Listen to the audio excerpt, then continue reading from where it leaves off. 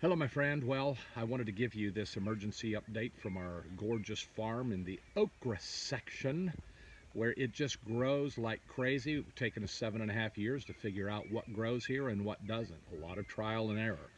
A lot of people think in this McDonald's society where everything moves fast, we just turn on the switch and food grows, and then turn it off and food stops growing. It does not work that way in the real world.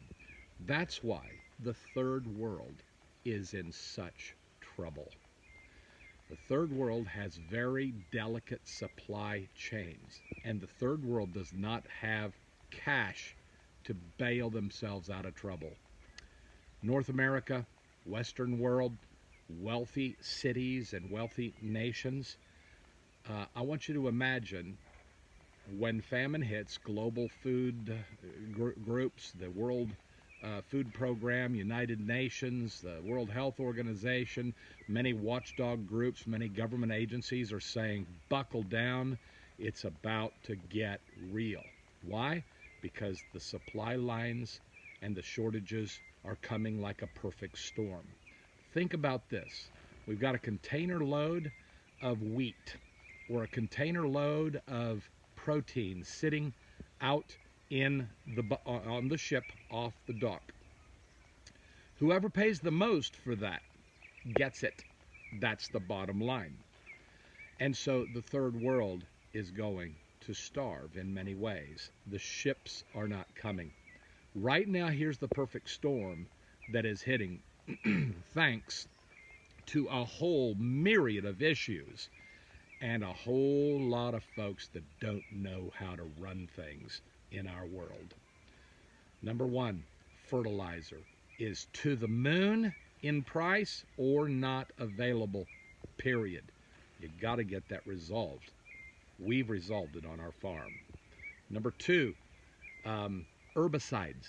Very important. If the weeds grow up and choke out your crops, you don't have a harvest. These herbicides are running short, in short supply, and they're not available. Big problem for monocropping and the whole commercial farming around the world. Huge problem. Number three, parts. We've got $250,000 tractors sitting that cannot be started because they can't get a chip for the motor. That's number three. Number four, we have a huge problem with diesel. Diesel is running in short supply. And number five, propane. What does propane have to do with anything? It's running short and we're in deep troubles. The reserve supplies of propane are going to nothing. How does that work with agriculture? Well, let's start with grain bins, which use propane in order to dry the grain so they can store it for a few months so you can have it when it's inconvenient and not being harvested.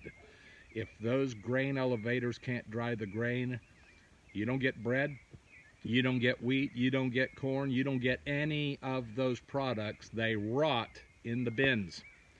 And so we have I'm just talking five massive problems right now, and there are many, many more that are breaking the supply chains.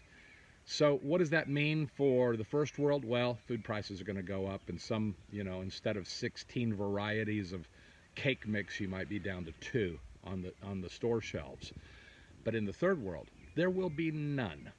In the third world, there's not any coming because they can't afford to compete on the world stage with those boatloads of food that are being made available. So this is why we are out here. This is our day to shine, to educate people, to educate families, to educate church leaders, community leaders, representantes, mayors, how to get food in the ground and how to get ready for the day when the trucks are no longer coming. You see, in the first world, you're probably not going to have to worry about that. But in the true third world, when the trucks stop coming, just like they did during COVID, millions of people die of starvation, malnutrition, and famine.